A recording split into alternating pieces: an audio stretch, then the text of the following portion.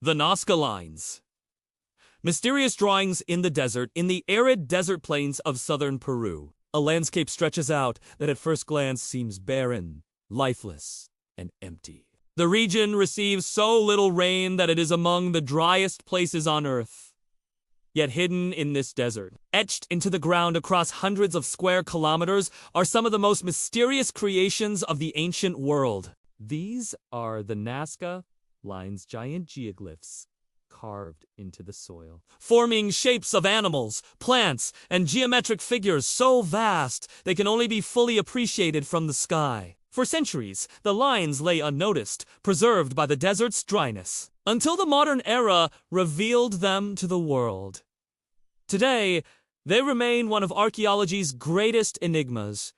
Who made them? Why were they created? And how were people in an age before flight able to design figures so enormous and precise? The Nazca Lines are located about 400 kilometers south of Lima, near the town of Nazca. The area is a high desert plateau, with reddish-brown soil covered by dark pebbles. When these pebbles are removed, the lighter-colored earth beneath is exposed, creating a sharp contrast by clearing away the top layer in carefully planned designs. Ancient people produced lines and figures that have lasted for over 1,500 years. The lines vary in size, from simple straight paths stretching for kilometers to intricate drawings hundreds of meters across. Some of the most famous figures include a monkey with a spiraled tail, a hummingbird with delicate wings, a spider, a condor, and even a figure known as the astronaut, a humanoid shape with large eyes. In total, archaeologists have documented more than 800 straight lines, 300 geometric shapes, and 70 figures of animals and plants.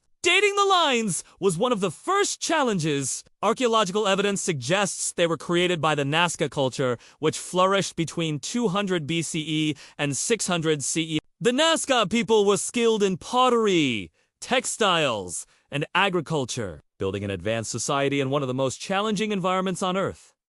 Without significant rainfall, they relied on complex irrigation systems, including underground aqueducts, to sustain their crops. The creation of the lines shows that the Nazca were not only ingenious in survival, but also in their cultural and religious expression. One of the great mysteries is how the lines were designed with such precision. From the ground, many figures are nearly impossible to recognize. Yet when viewed from above, they appear perfectly proportioned. This has led some to wonder how the Nazca people, who had no means of flight, could have planned and executed such vast designs. Archaeologists believe the answer lies in careful planning and surveying techniques. By using simple tools like ropes and wooden stakes, the Nazca could map out large geometric patterns. Experiments have shown that, with enough planning, such figures can be created on the ground without needing to see them from the air. The designs may have been laid out using small-scale models that were then expanded to full-size. Still, the question remains: why create them at all? Over the years, many theories have been proposed. The earliest explanations suggested that the lines were related to astronomy. Some researchers, such as Maria Reich, a German mathematician who dedicated a life to studying the Nazca Lines, argued that the figures aligned with celestial events.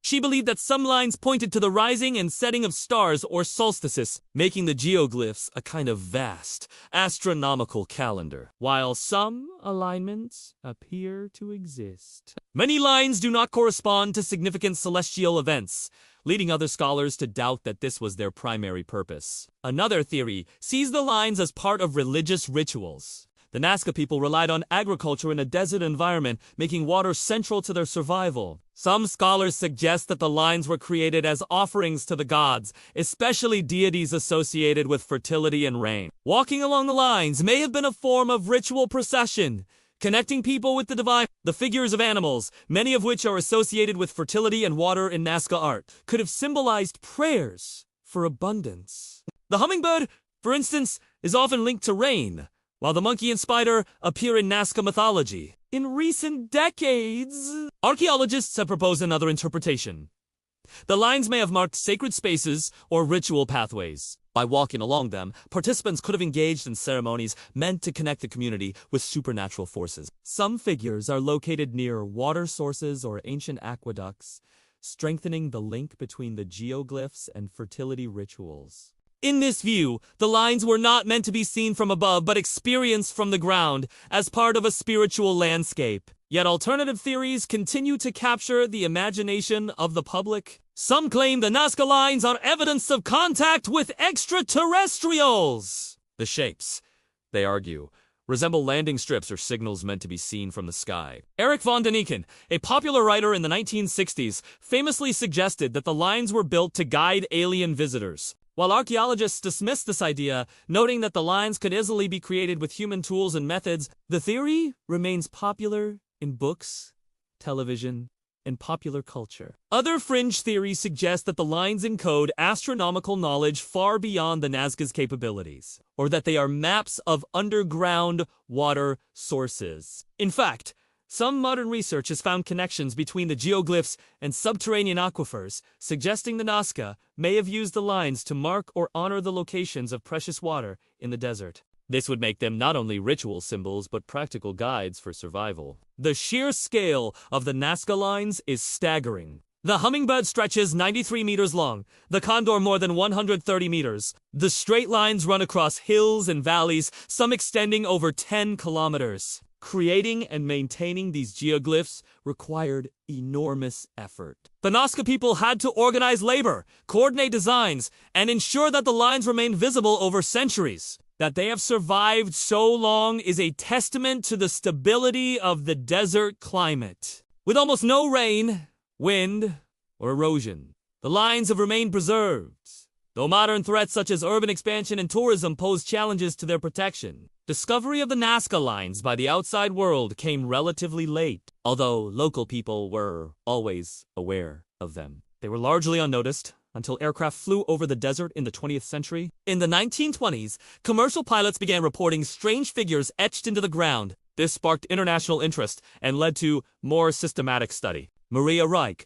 often called the Lady of the Lines, devoted her life to documenting and preserving them. She measured the figures, mapped their positions, and campaigned for their protection. Thanks to her efforts, the Nazca Lines were declared a UNESCO World Heritage Site in 1994.